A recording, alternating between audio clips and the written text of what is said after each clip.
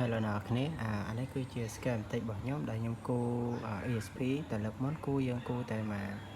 ក layer តែដល់ពេលសិនយើងគូ2 layer អញ្ចឹងតើតើមួយនឹង ESP របស់យើងគូ2 layer យើងយកទំហំ 51.5 ហើយនឹង 28.2 វាស្តង់ដាររបស់គេហ្នឹងហើយនេះស្តង់ដាររបស់គេ51.8 ហើយ 28.5 អានេះគឺយើងគូអីរួចរាល់ហើយអានេះយើងគូ2 layer អញ្ចឹងអាកន្លែងទម្លុះហ្នឹងបានន័យថាយើងទម្លុះពីខាងក្រោមទៅខាងលើអាហ្នឹងវាខុសពីយើងគូមួយ layer ដោយសារតែ2 layer អញ្ចឹងយើងអាចទម្លុះឆ្លងគ្នាបានហើយយើងអាចឲ្យក្រុមហ៊ុនគេបស៊ីទៅគឺ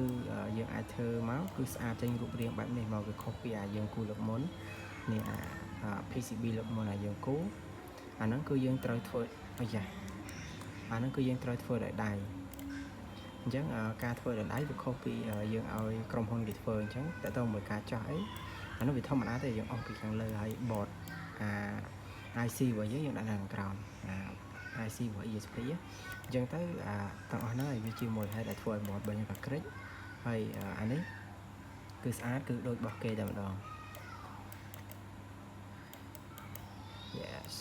អញ្ចឹងតើតើមក ESP ចប់ហើយ Arduino củaខ្ញុំបានគូដែរប៉ុន្តែខ្ញុំអត់ទាន់បានបង្ហាញទេចាំលើក្រោយទៅខ្ញុំបង្ហាញហើយតើតើមួយនឹង clearance របស់វាកម្រិតអាខ្សែជាមួយនឹង ground នេះអានឹងយើងយកចុច35ទាំងអស់